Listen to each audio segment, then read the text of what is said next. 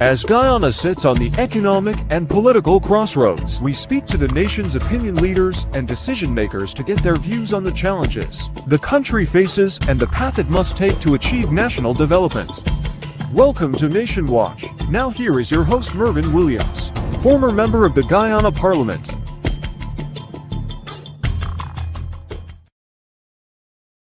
Hello everyone and welcome to today's edition of Nation Watch, Sunday 7th May 2023. Nation Watch is a production of the People's National Congress Reform, and we're coming to you from our studios at Congress Place, Sophia. Today we'll be discussing public security, and we have the best guest with whom to have such a conversation, former Minister of Public Security himself and leader of the Alliance for Change, Mr. Khemraj Ramjattan, Member of Parliament. Welcome, Mr. Ramjattan. Thank you very much, and thanks for the description of best, although I feel that there was one person who was better and knew it all, our President, David Arthur Granger. I'm sure he must be feeling a bit uncomfortable now with the current situation in terms of public security in Guyana, as most citizens are. I want to start with this court decision, the Paul Slow versus Police Service Commission decision, because I believe it has a lot of bearing on what's happening in terms of policing, especially the senior level. The court ruled that President Ali was in violation of the Constitution when he suspended the chair, Paul Slow, and commissioners of the Police Service Commission. There's speculation out there about what can be triggered in terms of impeachment and all that, but specifically this violation and its impact on the security sector in Guyana. What are your thoughts on that? Well, it has created, obviously, a tremendous amount of confusion, and it has created a lot of resentment and disenchantment of those who, under the Paul Slow Commission, ought to have been promoted. The promotions of which were not as a result of the PPP government and President Irfan Ali indicating that he is not going to abide by those promotions. I want to feel that kind of a resentment and disenchantment has affected the professionalism of the police force to the extent whereby you're not going to get 100%. The Findlay Commission, whose names were promoted, we will have, a kind of difficulty getting things done, especially when you had these persons under the Paul Slow Commission not being promoted. There is nothing that creates that kind of difficulty for a professional force like the institution of security, the police force. It is very, very difficult. And people would say, but look what has happened. We were promoted and then not promoted, and then these persons were promoted, and our court order has been granted to the effect that we ought to have been promoted. And it leaves a lot of bitterness in the mouths of so many people now, because you have two sets of people who are going to be vexed about the situation. And it will do the police force no good. And it is important that we understand that that is the impact. Professionalism and a kind of a massive confusion and resentment is going to prevail. And that obviously will affect the work. And quite frankly, the work has been affected. The perception is that policemen are not doing their work. Lots of complaints are coming in against the Guyana police force. And so there is already an impact in relation to that matter. And what do you do to correct it? It's going to be difficult. How do you correct a situation like that? You have a scenario whereby you can't now go, having already promoted all those who were named under the Findlay Commission. You just can't go now, even though the court has ordered that it is unconstitutional. I'm talking about the practicalities of it.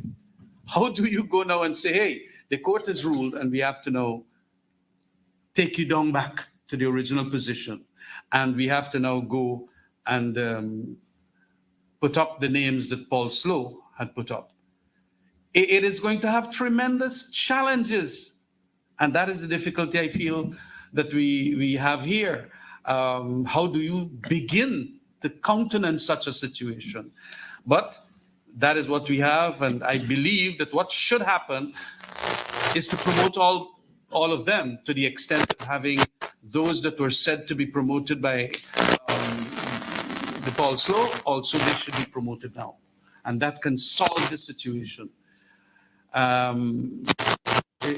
don't see any other way out, because it is going to bring bad blood, plenty bad blood, amongst the ranks and the officers themselves. You have been a parliamentarian for more than 30 years, one of the longest serving in Guyana's National Assembly.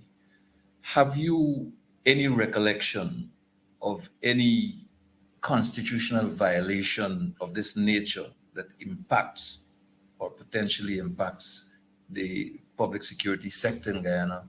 And do you have any recollection of a junior police officer, a police officer who is junior to another being given the assignment of commissioner of police over his senior, as in the case of Mr. Hicken, who was a substantive assistant commissioner, and Mr. Williams, who is a substantive deputy commissioner, with Mr. Hicken being placed in the seat of the commissioner? Have you ever seen occurrences like these before? I haven't seen. I know normally they go by seniority, and that is how more or less it was supposed to be done.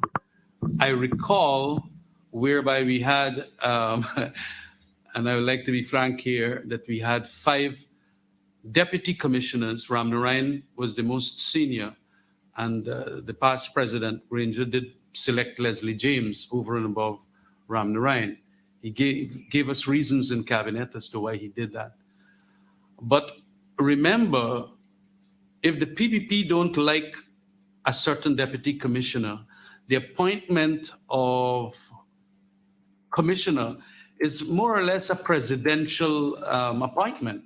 It is, but there's a difference between someone who's performing the functions of commissioner and someone who's appointed substantively. I think there's a difference between that is where this one was a first, in my opinion.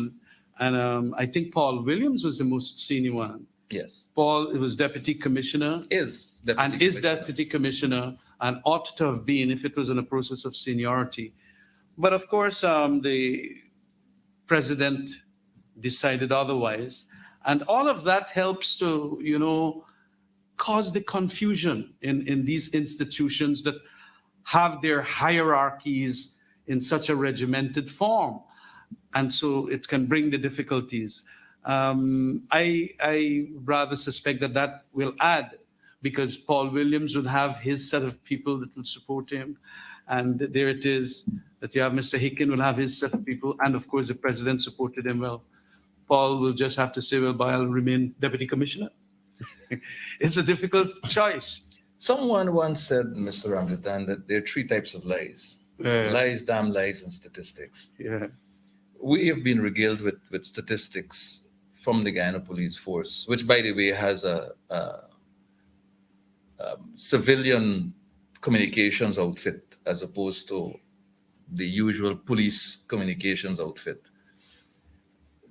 The last reports that I recall would have been around November 16th in the Guyana Chronicle, November 16, 2022, which said that serious crimes were down by 19%. And an earlier one in March of the same year, last year, where serious crimes were down 18%. There's a perception by a large majority of Guyanese citizens that these statistics make no sense given the realities that Guyanese live in day after day.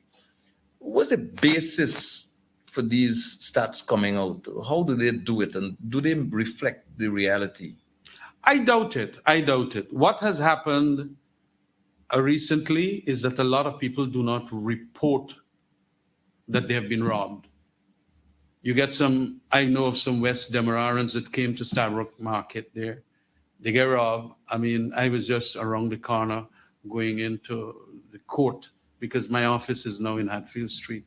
And they were telling me, and I said, well, go to Brigham and report. They're going to waste time and report, man. They gone with me. They have about $25,000, $30,000 in their pocket, and they haven't reported. Now, if you got plenty people who know that it is such a inconvenience to report the matter, because when you go to the police station, you got to give a statement. It takes a long time. They can miss their business, what they came forth in Georgetown and so on. It is not reported. And so they go now and they tell their West Demararan family members, friends, neighbors that a bigger rob at Georgetown and so on. The perception becomes, well, that is a reality. All over, the people will talk about crime in Georgetown because these two fellas get robbed. But the statistics there are not in the equation to ensure that you have a profoundly accurate quantity of crimes occurring. And so then, you're going to get the statistics telling you wrong. But then there might also be deliberate statistical manipulation and all of that, and certain disinformation, and to cut it down and say, well, this one has been solved and so on. I know that when I left as public security minister, we were getting statistics, some of which I did question, because I myself wanted to know in certain divisions how this thing has gone up like that, certain other divisions where it is. And so you are trying as best to professionalize the police force that during the PVP era prior to 2015 was somewhat very, what you call negative in its relation to public perception. Even Silal Pasada told me that one of the first things that we should now do in the ministry is to ensure that the public has a better perception of the professionalism of the police. And I tried as best as possible. You try to cut down the complaints by virtue of ensuring that every one of them will be heard by the Office of Professional Responsibility or the Police Complaints Authority. And when people know that they are going to now have complaints against them, that has a deterring effect in doing wrong things. When also you wanted the statistical section and the strategic department now that Russell Coombe had come in the country under the British Security Sector Reform Program, we then indicated to him to personally have certain talks with the leadership of the police force to ensure that we get a professional job even with the statistics. And I thought that improved. But since Russell Coombe has gone and the British Security Sector Reform came up with all the consultancies and then the recommendations, we were supposed to have something called a change board that were supposed to implement all those recommendations. I understand now that nothing has happened. Everything has collapsed. The PPP doesn't want that, and we are not in any position to scrutinize it, because when you ask the questions in Parliament, you can't get answers. And secondly, and it's an important point I wish to bring here, we have a parliamentary security sector committee, which came about around the 2002 period in the constitutional reform process, a brand new committee in which it will be made up of a majority government set of people and a minority of PVP, PNC, APNU, AFC people. And we then did our first meeting in 2020, formed the committee, and never thereafter, for the last 3 years, have we gotten any other meeting convened by the Minister of Public Security, Home Affairs now, Ben. Whereas in our term in office, everything that the then PPP in opposition wanted to get, they could have asked. As soon as they asked, I convened a public security sector committee meeting of the parliamentary committee, and they demanded that Silal Prasad come. And Silal Prasad came, and they cross-examined him about almost everything about the police force. They did the same thing with Courtney Samuels from the prisons, and Fire Chief Gentle, and all the programs for the next 5 years and so on. And they were ready to call them at any other stage. They heard that the police stations were in bad shape in the interior. Well, I said it's because of the PVP. 23 all the years you've been in there. We had to find money to get airplane costs and go into the interior, check out some of these. As a committee. As a committee. And we did all of that. A lot of work was done. And then based on the citizen security report, monies and so on, we started now implementing better police station, getting 8 TVs and so on for them, and a whole host of things as a result of some of the reports that came out of that parliamentary sector committee. But what you got now? Benin called that thing for the last 3 years after the setting up of the committee. So the scrutiny that an opposition can bring to a ministry and how the ministry is doing its work has all now been absent completely as a result of the dysfunction or non-function of that Parliamentary Security Committee. I'm going to bring you back to the Parliamentary Security Sector Committee a little later on. But here's a question I have for you with regard to how we were flowing a minute ago. Now, guns. Mm-hmm. We have seen reports in the media within recent weeks and perhaps months. We had a situation where a young licensed firearm holder shot his spouse in a car. We had situations with people pulling gun all over the place at Starbucks. In Linden, someone pulled a gun allegedly and threatened the regional chairman of Region 10, threatened his life and so on. It appears as though guns are in the wrong hands, or at least in the hands of some irresponsible people. It might be a minority, and I hope it is.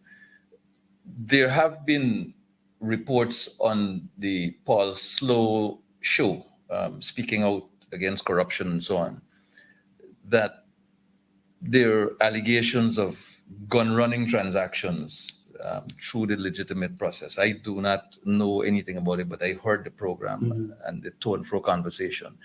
You yourself are being accused of issuing gun licenses and all sorts of nonsense, when in fact, in an earlier conversation, you made it clear that in 2019, the lowest number of licenses ever issued in this country in a year would have been in 2019. 2020. Comment, please, Mr. Ramjattan, on the increasing number of reports with respect to guns and well, it could be licensing via 2 methods. One is that a lot of the illegal arms and ammunition coming through the Brazilian border and the Venezuelan border, and probably Suriname too, are in the hands of unlicensed people. And they're using it for purposes of showing off and going and do their wickedness and robbing and pulling it at pleasure. The second one is that it could very well be that they are licensed and that licensing process that I left very much intact in the department there must have gone total haywire. Okay? I remember at the very end, and I want to bring this point out, President Granger indicated to each of his cabinet members when elections was to be held in 2020 now, that he wants us to do what is called the quinquennial report, that is the 5-year report, 2015 to 2020, in relation to all matters within our individual ministries. So Office of the President, Ministry of whatever, and my ministry, Public Security, and so on. And I had to give a complete report, which report also was there for the new minister, who would have been whatever the results is that we lost it. And of course, we now have Ben there. So he would have seen what the exact things that we did in relation to this. And every statistic as to firearms approved and disapproved, tint licenses granted, and all of that is here. And we compare the previous 4 years of the previous government.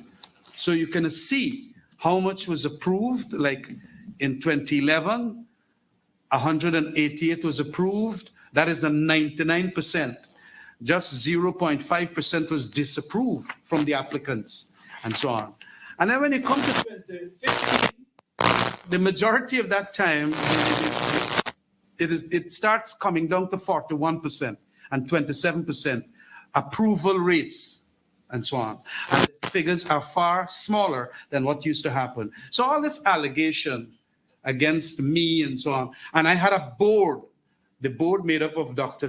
Bertie Sukai and there's a doctor there, 2 doctors, because Walter Lawrence wanted another doctor to be in it, and we put that other doctor and the regular other members. And I did not change the board from the PPP appointed board. I did not change it except to put an additional doctor. And that was what we granted. In the year 2020, when Mr. Ben had quite a lot to say about how I granted 67% without the firearm board approval, because indeed I wanted everybody to be approved by the. Indeed, in that year, by the time I left government, 37 people were approved. And he goes to the press, Ben, 69% of that 37 were not approved by the board. And that is true. But the board could not meet because in 2020 we had the COVID. And the board generally meets in a room downstairs in the ministry. And so I realized that I had to grant these firearm license. I could, but you could have a recommendation from the board. And I decided, fine, I could use that. I got the Attorney General, Basil Williams. Could I grant it? I read the law, I could grant, and I granted the 37, 22 of them. The trouble is, I don't know what is happening there. And under my regime, the opposition could have come to see the names and everything about every one of these applicants that were approved. And whether the firearm board approved it or not. That was the scrutiny, because at the parliamentary level, they could call for it. Like say in the year 2018, 65 people were approved, right? Out of 228, 65, just at 28%. And some of them were saying that, we have to check on this. Well, please check. I got a firearm board. Let's have a meeting at the Public Security Sector Committee, and you will get all the names of the people who were granted, and you could call Mr. Bertie Sukai. And Bertie Sukai will say, yes, we approved of this man. And the commissioner approved of him. And the commander of the division approved of him. You understand? And you had that scrutiny. The trouble now, they ain't functioning. And you got this thing now where they're going to want it. And this is the disinformation, the misinformation, the character assassination that the PPP always does with its opponents. Their lies. And all of these things could not now be scrutinized. So when you see, as you rightly asked me the question there just now, well, what's happening there? I, as the opposition spokesperson on public security, do not know, because Mr. Ben would not call up the public security meetings. He's chairman, he has to convene it. And under the rules, it must be chaired by him. And so it is a blank, and you never know what is happening. And in view of all that has happened now with the PS, because these things also got to pass through the PS, as records and so on. Look at what happened to the PS. That's where I am heading now in this conversation. Viewers, you watching Nation Watch. It's Sunday, 7th May 2023. My guest is former Public Security Minister, Mr. Khemraj Ramjattan, who's also leader of the Alliance for Change.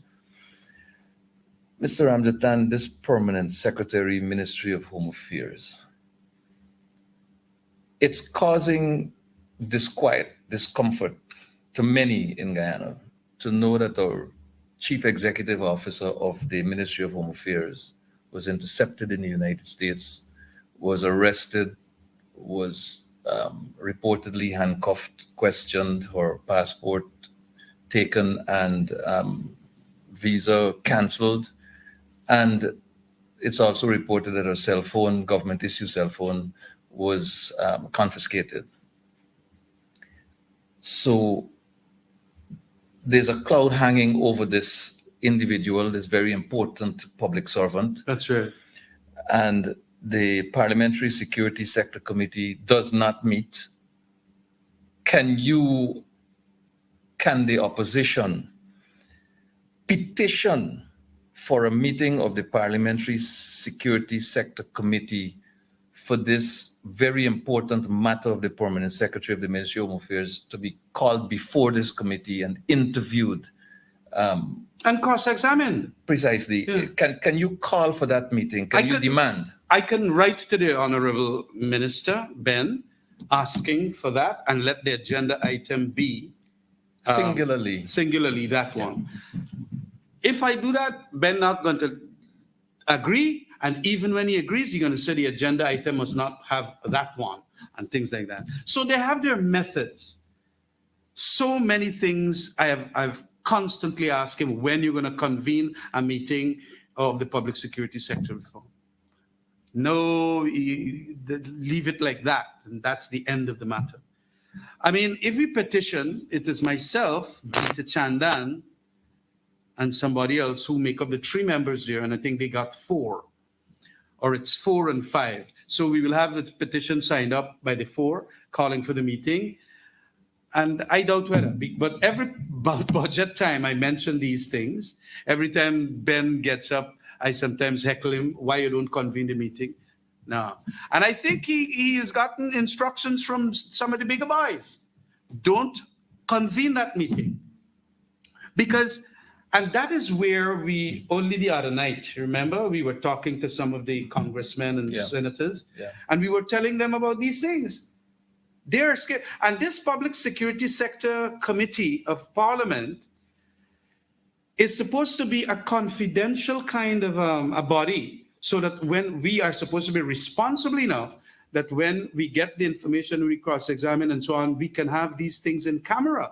Yes. But we will get to know, so the minister will know that this is wrong thing going on inside of his ministry by virtue of the opposition cross-examining the PS or the commissioner of police or the fire chief or the prison director.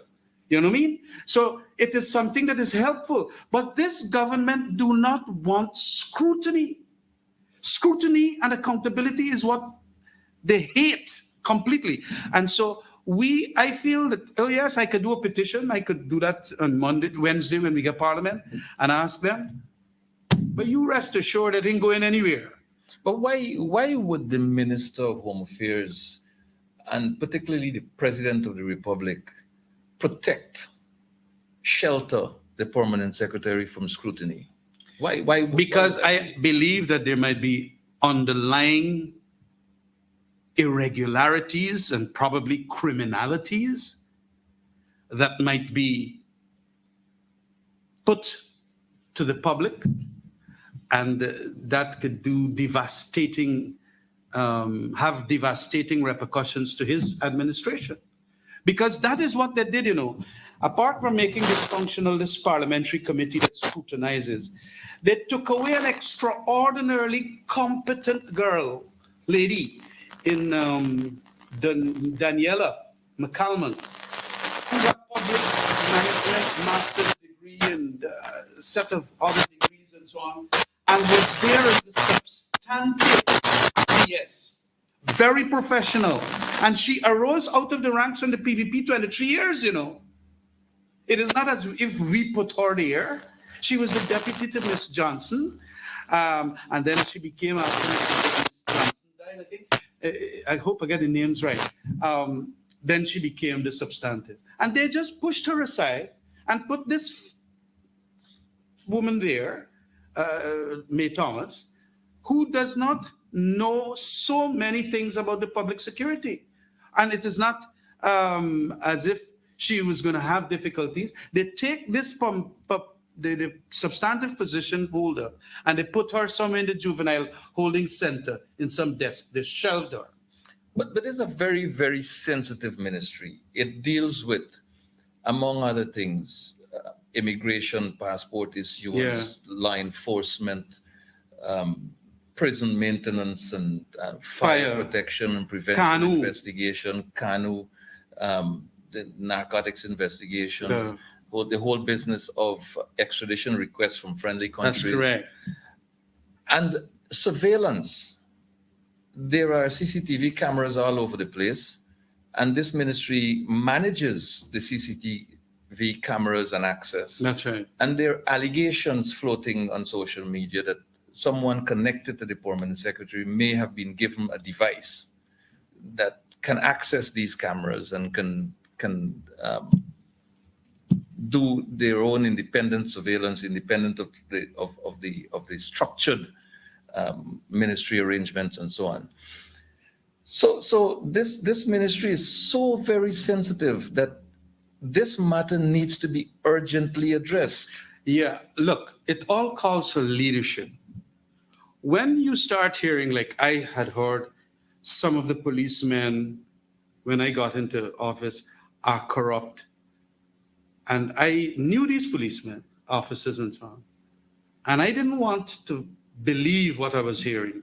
But I made it a point that please bring the complaints and the complaints will be heard.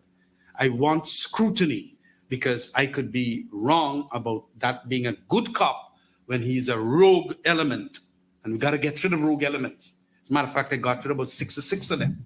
Wow. Yes. And that is what you got to do if you want to establish an institution of true professionals, or getting there by a process of some time and training and all of that. But when you now do not have that kind of leadership of wanting the opposition to bring the questions, whether that thing happening inside the ministry there, whether this thing happening within the ministry there, you are going to block scrutiny, and those things might very well be happening. And you, because you block it, You're complicit. you kind of indirectly or vicariously complicit. You don't, good leadership inside of an institution like that, you bring it and let's hear what the people are saying. And look, officer, you don't tell me that they're lying on you. Let me just hear what they got to say. Pass it to the OPR. And we had a good OPR head that, I forget the name now, former Macanal. And then pass it to the former chancellor, Police Complaints Authority. Let him, and then I think the other one was Mr. Ramlal. Yeah, because immediately after he gone off, we put Ramlal there. And so you get that kind of scrutiny. But today, I don't know if you get any of these scrutiny. And the most important one is coming from that public security sector parliamentary committee. And that is why we're not going to be in any position to know. And you know what it also does? Is like, okay, we're hearing now that this PS might have somebody close to her knowing all the images on the thing. It wipes away unenlightened speculation. For all you know, that could be a lie. It could very well be a lie. It could very well be a lie. How do you get it off the table as a lie? By going in and doing the parliamentary committee work that then brings her there, and she explains it that is not the case or whatever it is, and so that you can have these things now being understood properly, and also becoming public records. Becoming public records. Well, it is to a certain extent. Some of the records there can't be public. It's in camera, some of the sessions and so on. Mm-hmm. But whatever it is, at least we in the opposition will know. And when we bring it out, the minister will then get to know. Yeah. And the minister can go and say, hold on a minute. This thing, like, it got some merits about it, boss. This thing, hold on. And then he can go and do his thing with the PS, if you understand what I mean. Yeah. And if he's a truly professional, good leader, you'll make sure that if there is any sprinkling of suspicion or iota of suspicion, you knock her off. Quick final question on this subject, Mr. Ramjattan. I put a question to Mr. Aubrey Norton, Leader of the Opposition, right here last Sunday. The Ministry of Home Affairs, apart from being as important as it is, has been, under the People's Progressive Party, attracting some really negative attention. Minister Khemraj had his U.S. visa revoked when he served as Minister of Home Affairs. Mr. Henry Green, who was Commissioner at the time, Commissioner of Police, he had his United States visa revoked. We have now the Permanent Secretary who had her visa revoked, and the Permanent Secretary is corporate equivalent of Chief Executive Officer. And there are speculations that all may not be well with the subject minister's visa. He has made it public that it really didn't matter whether he lost it or not. However, the issue is not the person, it is the Office of Minister of Home Affairs of the Cooperative Republic of Guyana. It speaks to the image of our country abroad with friendly countries. It speaks to the morale of all those agencies and their operatives superintended by this office. What are your thoughts on the kind of things that have been happening under the People's Progressive Party at the Ministry of Home Affairs? Well, it is not as if I find it unexpected. The PPP, when it comes to security issues, have never really commandeered properly.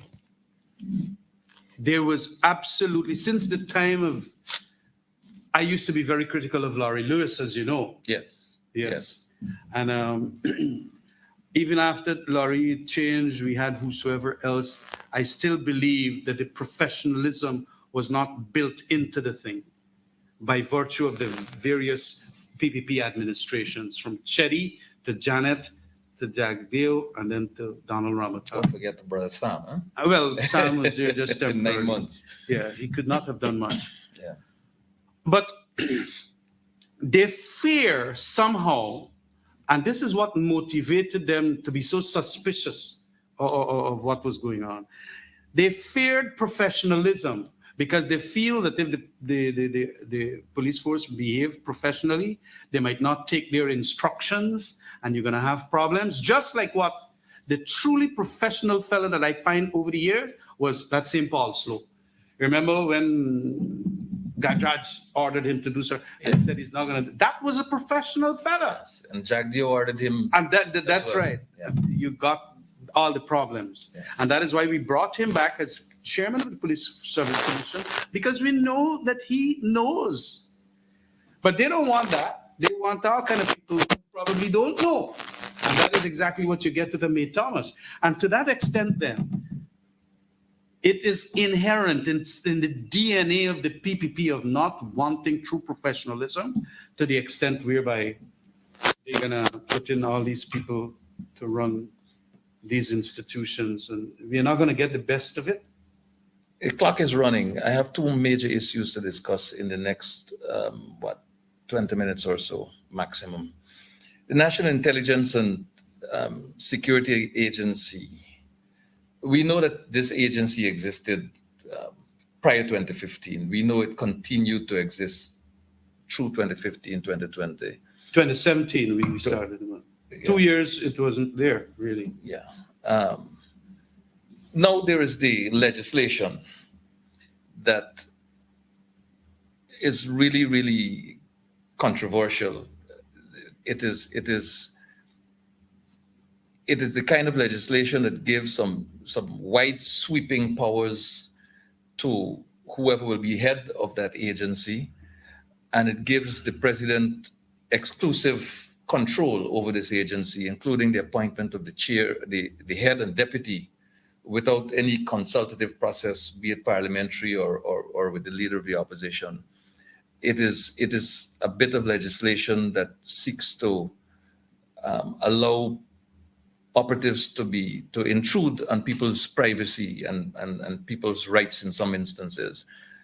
Tell us a bit more about this this National Intelligence Security Agency bill? Well, in all fairness, we had a system whereby this National Security Committee was there. They had certain infrastructure down the road there, up the road here, and but it was an administrative kind of arrangement under the prerogative of the president. And as far as I know, we used to report the head of the police force, the head of the fire department, the head of the various heads, Kanu head and so on, army head, Mark Phillips used to be there, and report to us, namely the committee that comprises of them and the president, the prime minister, and a couple of others, ministers. And they would then make sure that they gave us updates as to what is happening in and around the country on matters national security and public security. So if the syndicatos are doing mischief in Region 1, or a Kanu fellow is corrupt and doing things with certain cocaine and so on, we will get to know because that's inside information.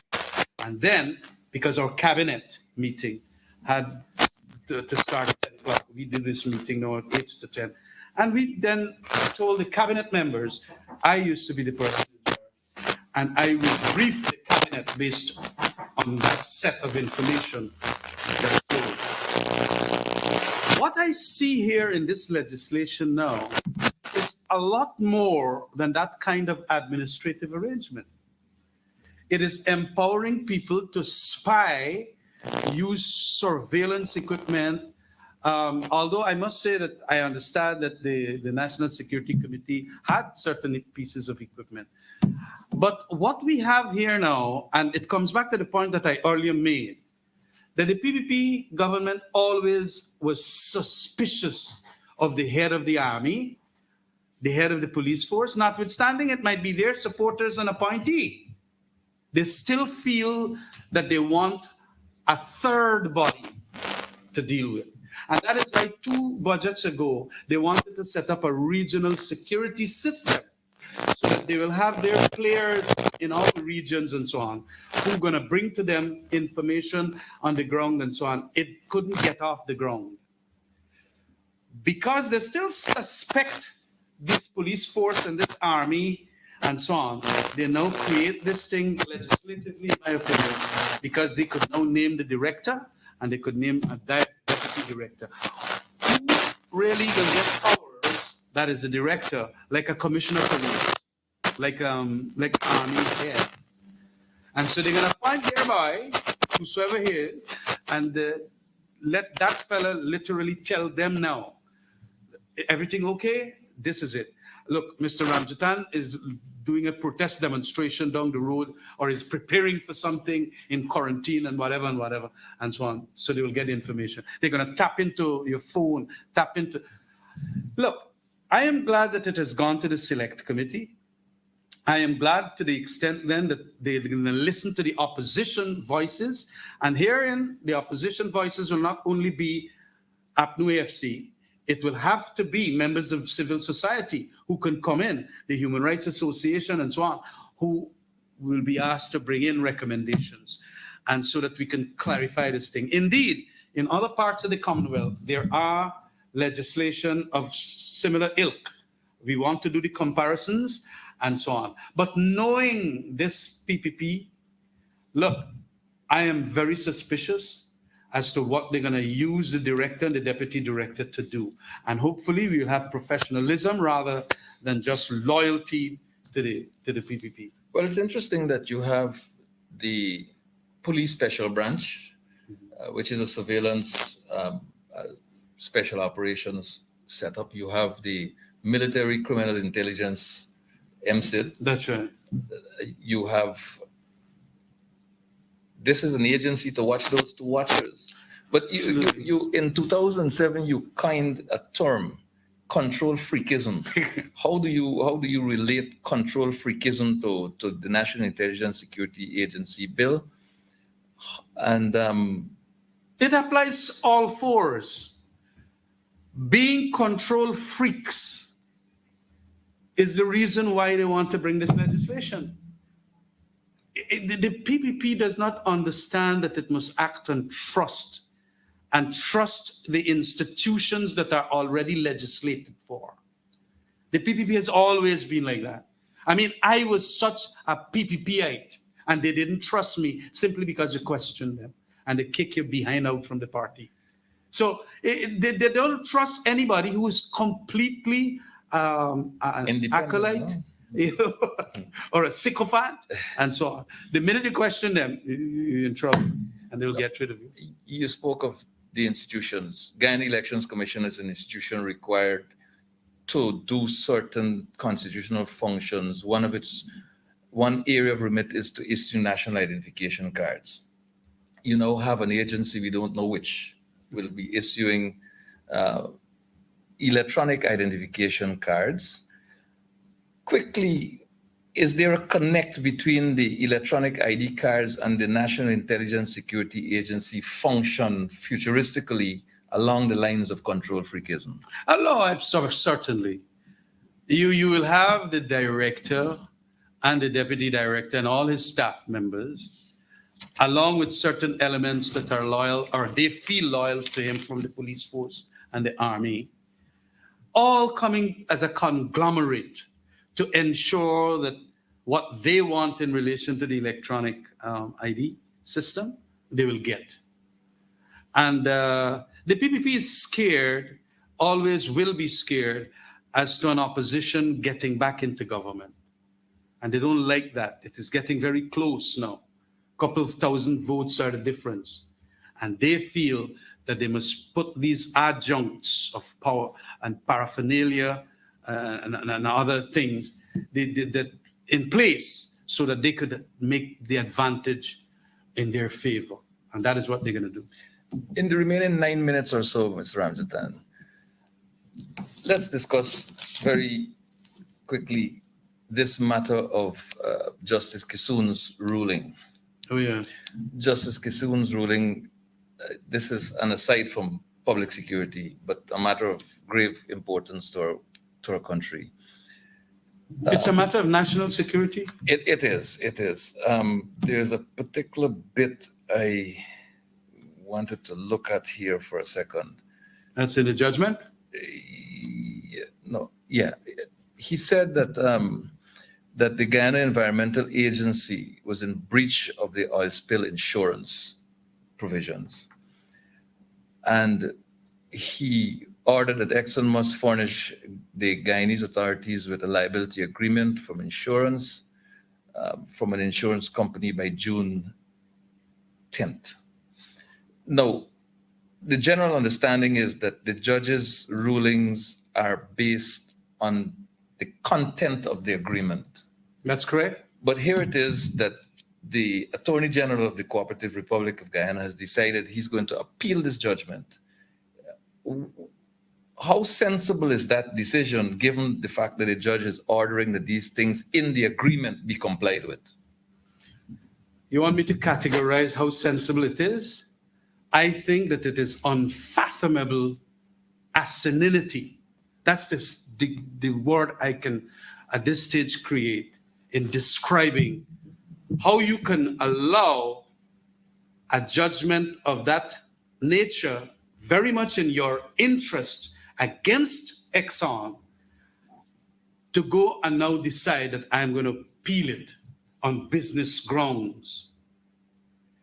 It is hopelessly unpatriotic. It is most anti-national. And it shows how, from a situation where the opposition PPP, now government PPP, had said that it was the most rottenest of contracts, and Exxon, such a bad company and so on, and they today are strange bedfellows, almost in an incestuous relationship. And that is how I will describe it. Because look, this judge is giving you an opening to ensure that you and your CARICOM and your Venezuelan citizens, all brothers and sisters in this part, will not suffer from an oil spill that cannot then be taken care of. That is what the judge is doing. And the judge did it primarily on a set of facts based on the contractual terms and interpreting the law, which basically is a function of the judge. Why are you now going to argue against that? If Exxon wants, let Exxon go and do that. But it shows that this government and Exxon have become very strange bedfellows. But I'm hearing you suggesting that Mr. Nandlal, in appealing, might be doing what Exxon is required to do. Is the government of Guyana a servant of an investor now? Is that... No, well, it is not. It is absolutely not. And that is why I'm saying they are at the service of Exxon. Because as I have said in another press conference, they want Exxon to do a lot of things for them and their support bases. And you got to understand this, because if you're a reader of how the imperialist and transnational companies work, they now can say, all right, well, you're going to appeal the case for us and whatever. And the deal is that you want a stadium at Palmyra? I can give you a stadium at Palmyra. $3 billion. It can't another $3 billion, $30 billion. Okay, it's all right. Give you that. You want us to give the Amerindians some money? Oh, yes, no problem. And that is what, because they're so scared of the elections on a legitimate basis getting so close. So they have worked out, in my opinion, and it is my opinion based on all the facts that I see at the political level, a Faustian deal. Oh, we're going to make sure that you get the best deal here. You could flare. You could throw the water and dump them inside of the ocean, all the toxic water that Vince Adams is talking about. You don't have to bother with the $214 million IHS market report that says you expanded the amount of money. We're going to hide that from the PU and the public and the opposition. And so we are there. And so they tell them in return, you set up another, we're going to want a big stadium in Linden, and you're going to get it. And this is the quid pro quo. It is damning. And that which is so unpatriotic for our Attorney General to go and take up the cause for Exxon has no good about it. It has no national interest about it. It is anti-national and it is unpatriotic. Quite frankly, it's immoral. The Environmental Protection Agency has been giving approval for various operations to take off without environmental impact assessment studies. Mm-hmm. This ruling, does it have potential for, as precedent, potential for forcing the hand of the Environmental Protection Agency to do otherwise than it's doing right now in terms of its approval? And is it one of the things that Mr. Nandlal may be very fearful about, that all the EIAs that have not been done, that have been waived, can now come back into play? Oh yes, this has tremendous ramifications. This precedent is a landmark precedent, and I am so proud of that, Judge Sandil Kissoon, good friend of mine. And it is important to understand the implications of a precedent like that. In the public's interest now, citizens who are taxpayers and who have locus standi could issue proceedings against the waivers that have occurred. I think there are litigation already in the courts concerning the waiving of environmental impact assessments for the gas to shore base and all that. But it does go to show how at that branch of government called the judiciary, you can have brilliant analyses done, and the judge was pretty brilliant here, in his analysis, stating that this is what you got to do. And I rather suspect the judge, being a Guyanese citizen, understands the nature of waiving. You create a body. I remember myself and Mr. Hoyt agreeing with this piece of legislation. We gave speeches. I was in the PPP then, and Mr. Hoyt was heading, and we all agreed that we have to create a body, because we as parliamentarians don't have the knowledge as to these environmental issues and so on. And the environmental issues around that time, I think it's about 15 years ago, were now getting big on Guyana. And we passed that law. What is the use of having the bloody law there and there is no substance to it, because the EPA head and all of that now come to say that we're going to waive it. We're going to waive it. Waive these major development, these major projects. That was especially what it was created for, the EPA, to give every piece of analysis and scrutiny as to how that can affect the lives of Guyanese. The waiver, the gas to shore, whatever it is else as a major project. And so we are degutting the legislation when we do not do, as the judge said, the EPA is not doing today. We are degutting it, taking out the guts and making it meaningless. And that is why the judge used some very strong words. It is submissive to Exxon and a whole set of things. So I really am proud of the judgment, and you're going to get lots more now. The Attorney General could go right ahead and appeal, but we now know, because they have lifted their skirt, showing us what they are, literally. In the exercise of control freakism. In the exercise of control freakism. Mr. Khemraj Ramjattan, I want to thank you very much for appearing on Nation Watch and bringing clarity to a number of issues. I'm sure our viewing population and our friends in Canada, who will also be seeing this at 4 o'clock in the afternoon, will be better enlightened, better positioned to discuss these issues further and to make informed judgment, informed decisions, and understand that for Guyana to grow, the People's Progressive Party must go. Okay, that's a nice one. I want to thank our viewers for joining and staying with us throughout the duration of the program, and look forward to you joining us again next Sunday. Until then, God bless. Be good to yourselves. Thank you very much.